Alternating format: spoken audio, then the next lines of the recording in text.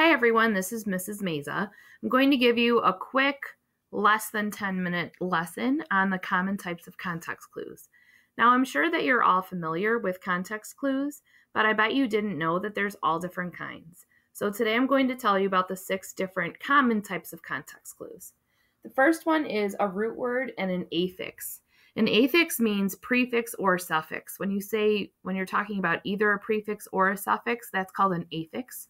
This is also known as Greek and Latin roots, root words, and morphemes. They all kind of mean the same thing. They all just mean that each part of a word has its own meaning.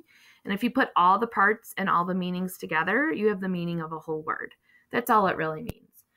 So the first sentence says, people who study birds are experts in ornithology. Here, orni means bird, and ology means the study of. Usually, if you read it backwards, it gives you the definition right there. So ology means the study of, and orni means birds. So ornithology is the study of birds. And that also makes sense with the sentence. It says it kind of right there, which is another context clue that I'll get to later. So let's take what we learned with the word ornithology and apply it to an ornithologist.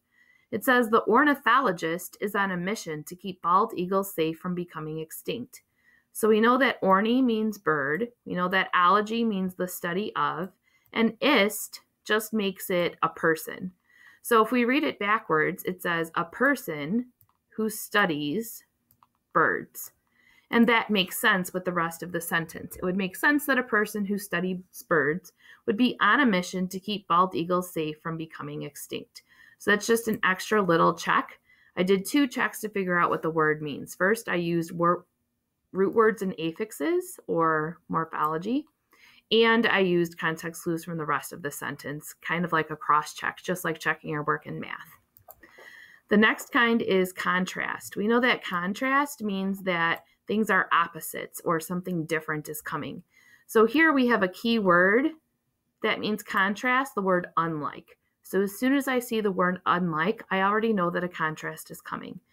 So it says, unlike mammals, birds incubate their eggs outside their bodies. So this is telling me that mammals and birds are unlike each other in the way they incubate their eggs. So if birds incubate their eggs outside their bodies, I can infer that mammals incubate their eggs inside their bodies, which is correct. There are other keywords that might signal a contrast. Unlike is just one of them, but there's usually going to be some kind of keyword that tips you off. The next kind is logic. This means that there isn't any special trick, like this one had a special trick, it had a keyword. This one had a special trick, it was word parts. There's no special trick to logic, it's just what makes sense in the sentence. So this sentence says, birds are always on the lookout for predators that might harm their young. So if we look at the word predators, we can tell that even though we don't know exactly the dictionary definition of predators, we know that predators are something that could harm the young birds or could harm something or someone. So even though we don't have a dictionary definition, we know what predators are capable of, we know what they might do, and that gives us a huge hint about what a predator is. The next kind is definition in commas. This means that the writer uses a comma to interrupt his sentence, gives us a definition, and then uses another comma to tell us that the definition is over and the author is going back to his sentence. So this sentence says, frugivorous birds, comma, birds who prefer eating fruit to any other kind of food, comma, are commonly found in tropical areas. So the author is giving us a definition of what frugivorous birds are. They are birds who prefer eating fruit to any other kind of food. So if we take out that definition and just read the sentence by itself, it would say frugivorous birds are commonly found in tropical areas. That sentence would make perfect sense without this interrupter with the commas. So be on the lookout for that because you'll especially see it in textbooks like your science textbook or your social studies textbook. They do this all the time, and I constantly see kids using the glossary in the back of the book to figure out what the word in bold means, but actually the exact same definition from the glossary is right there in the sentence.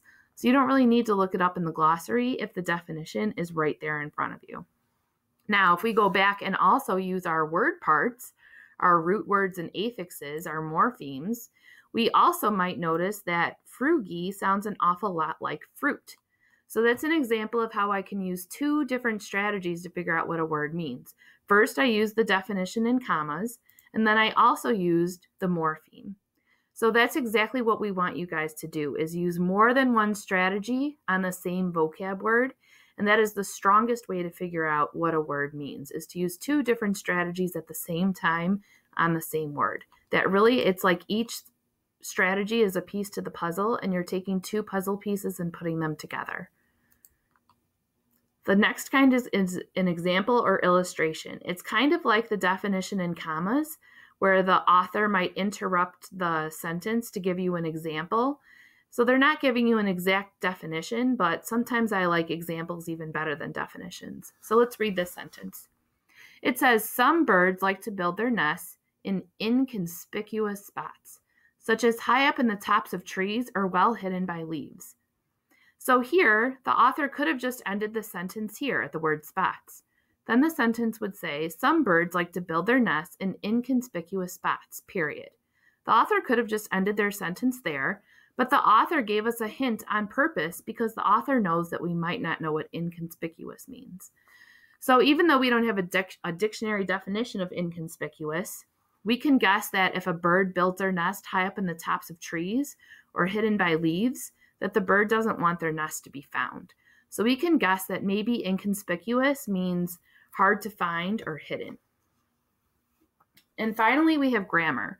Grammar is things like nouns, verbs, adjectives, adverbs, all different kinds of words.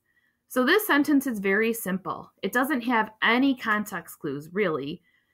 It could even just say many birds migrate. Let's pretend that twice each year isn't even there. Let's just delete that for a second.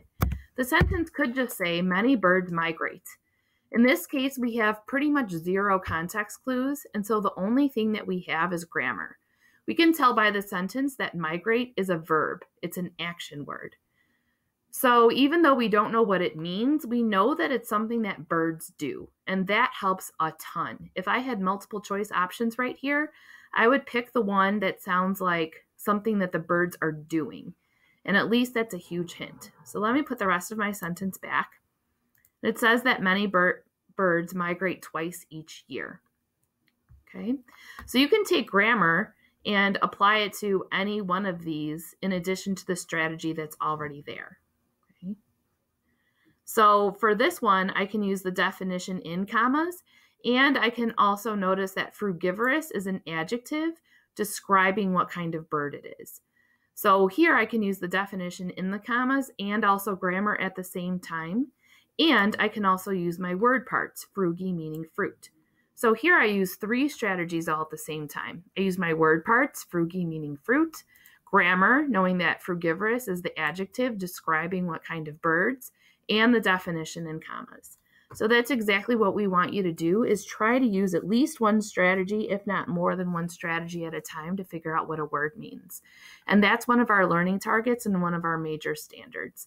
And you'll probably find it on any test. You can apply it to anything that you're reading. You can apply it to The Giver.